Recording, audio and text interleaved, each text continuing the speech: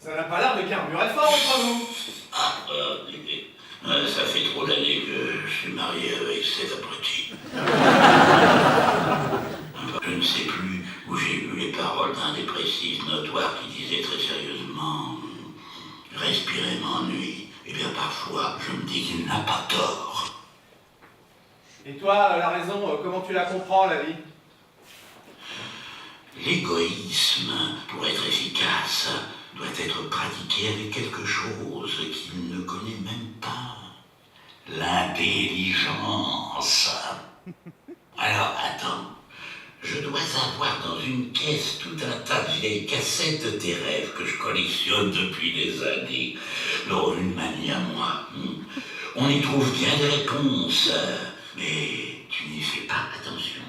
Où sont-elles déjà? Ah oui. Allez, voilà. Pose-moi toutes les questions que tu veux. On va voir ce que j'arrive à exhumer de ce chef-d'œuvre oublié.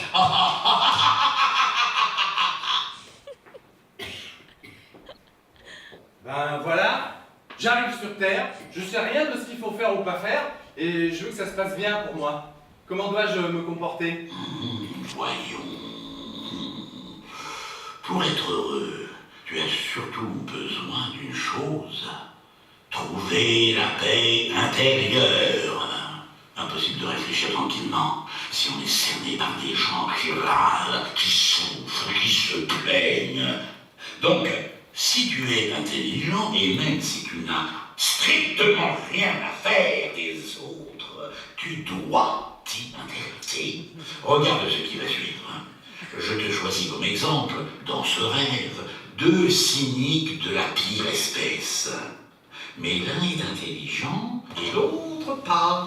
Voilà la différence de leurs réponses face à un même problème.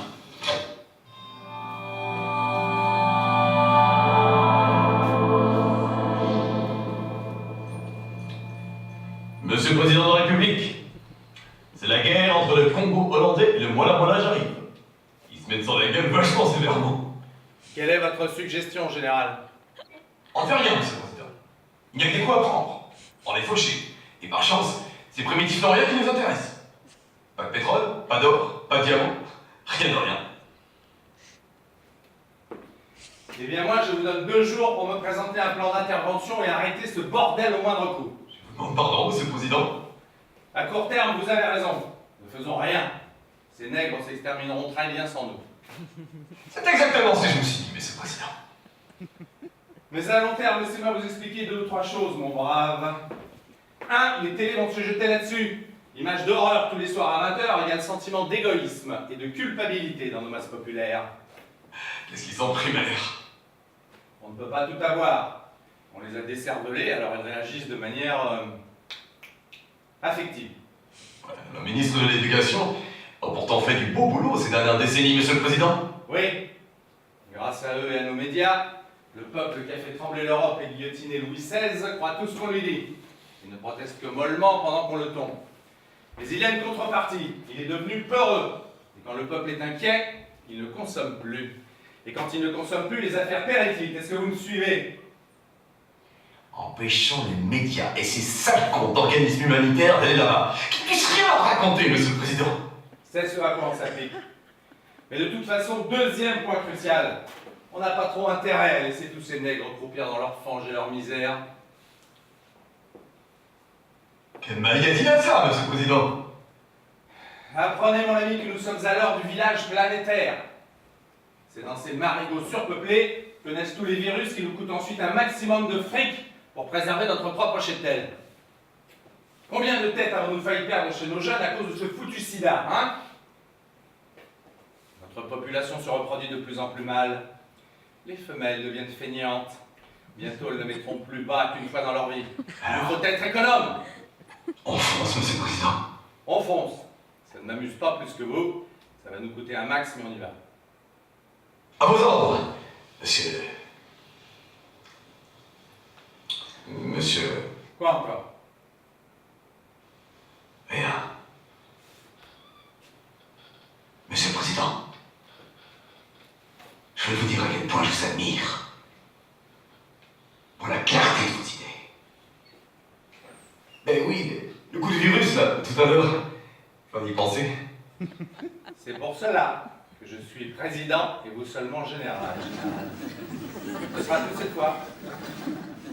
Oui, mon président.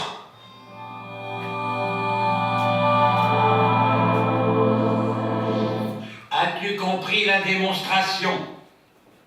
Le président, c'est toi. Le moi là, j'arrive, c'est ta femme. Et le Congo hollandais, ce sont tes voisins. Leurs problèmes vont inéluctablement finir par te perturber. L'égoïsme intelligent, c'est de garder un œil sur tout ce beau monde pour préserver sa paix. Et plus nombreux seront ceux qui pratiqueront cette stratégie, plus nombreuses et plus grosses seront les catastrophes évitées. Sans compter que tu trouveras peut-être en bonus la joie de découvrir quels est les autres, peut-être un plaisir. Mais ça n'est pas obligé. Pourtant, on dirait que la caractéristique des gens riches et puissants sur cette planète, c'est qu'eux se moquent complètement des autres et des obligations morales. C'est même parfois à se demander si c'est pas grâce à ce mépris qu'ils réussissent si bien d'ailleurs. Cela nous mène donc à une deuxième question. Pour réussir vraiment sa vie, doit-on jouer le jeu de cette société, n'est-ce pas? Ouais. Voilà ce qu'il nous faut. J'avais trouvé à ce rêve un climat, une atmosphère, quelque chose de prenant. Et c'était exactement le sujet qui nous intéresse.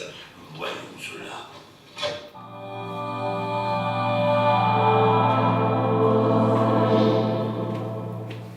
T'es là pourquoi, toi? Je suis innocent. Bien sûr que t'es innocent. Tellement innocent qu'on t'a mis ici pour te protéger de tous les coupables qui sont dehors et qui te menacent, hein? Ça ne me fait pas rire. J'ai rendu service à des gens haut placés et ils se font prier pour me faire sortir d'ici. C'est donc vrai que t'es innocent. Tu croyais quoi? Qu'ils allaient arracher la grille de ta cellule avec un tracteur une nuit pour t'y évader? Et t'as vu trop de western, toi, dans ta jeunesse. Très drôle. Depuis combien de temps t'es là? Déjà 3 mois. 3 mois? Moi, ça fait 8 ans que je suis là, au foyer du patron, alors tu sais, excusera mes Kleenex, mais les garde pour une autre case. T'es en préventive? Oui, j'ai même pas encore été jugé. Et c'est pour des gros que t'as travaillé ces balages de piston? Je peux rien dire, mais y a pas plus gros. Bah alors, t'en fais nombreux. Ils attendent le bon moment pour que ça te voie pas. C'est comme si t'étais déjà là, mon pote. T'es jugé quand? Dans un mois maximum, d'après mon avocat. Eh ben alors, tu sortiras dans un mois maximum. J'ai tout vu. Je ne vous comprends pas. Écoute, mon mignon, le meilleur moyen de faire sortir un mec de tôle, quand on est super doré sur tranche, c'est pas les explosifs, c'est pas les tunnels, c'est pas les hélicoptères, c'est la justice. Le mec qui te court, il va faire une petite pipe au juge qui t'attend. Il va lui filer un pourliche, une décoration, voilà ce que je sais, moi. Et puis comme par hasard, on va trouver un vice de forme dans ton dossier, dis donc. Hein?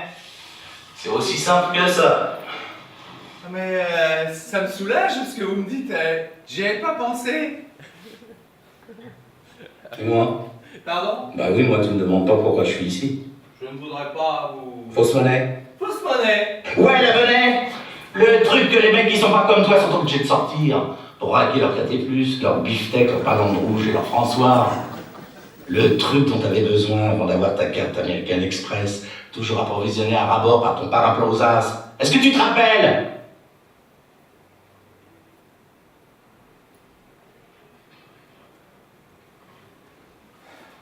Comment ça se passe dans la fausse monnaie? Oh bien, très très bien. Les avantages sociaux diminuent, l'avancement est long. Mais bon an, mal an, il n'y a pas à se plaindre. Puis comme tu vois, on a des maisons de retraite assez sympas en fin de carrière. Le rêve, quoi. Toi, t'as trouvé la combine, hein. Et moi, depuis le temps que je suis ici, j'ai bien le temps de réfléchir. J'ai été très con. Oui, mais peut-être que dans votre enfance... Ta gueule! Moi, tu vois, je trouvais ça nul de bosser 8 heures par jour dans une usine où les mecs te disent même quand ils vont aller pisser. Alors je me suis embarqué dans la fosse pour avoir tu sais quoi? De l'argent facile. De l'argent sans avoir à bosser. Tu me suis? Ouais. Et finalement, moi, le feignant, le paresseux, j'étais passé des nuits entières à faire des essais de typographie. À recopier dixième de millimètre par dixième de millimètre le bifton de 100 €. J'ai vécu 3 ans dans un enfer. La journée, je donnais le change et la nuit, j'avançais. Et tout ça pourquoi? Pour me faire pincer avant même le premier tabac sur le marché? Non mais t'y crois, toi, à ça? Hein? Moi, le bras cassé, celui qui trouvait nul de bosser comme un âne. Je me suis collé des 15 heures par jour pendant 4 ans de ma vie. Et puis tout ça pour rien. Et je peux te dire que je suis pas le seul ici qui s'est fait arnaquer par la plus pute entre les putes. Celle qui promet toujours sans rien donner. Tous ici, si on est là, c'est qu'on a été amoureux d'elle. De qui parlez-vous? Une salope qui s'appelle Esperanza. Connais pas? Bah Esperanza, pauvre con, l'espérance. On est tous là pour avoir espéré notre vie et refuser celle de choc qu'on nous offrait. À part les tarés, les colériques, il y a une tête dans le cul ici. Bah je vais te confier un secret. J'en connais des qui veulent s'évader en ce moment. Eh ben, ces petites cuillères par petites cuillères qui y vont la nuit pour creuser leur putain de tunnel. Ils se mettent à creuser un putain de tunnel, 8 heures par nuit à 4 pattes, parce qu'ils refusaient de bosser debout 8 heures par jour. Non mais tu la piges, ironie, est-ce que tu la piges?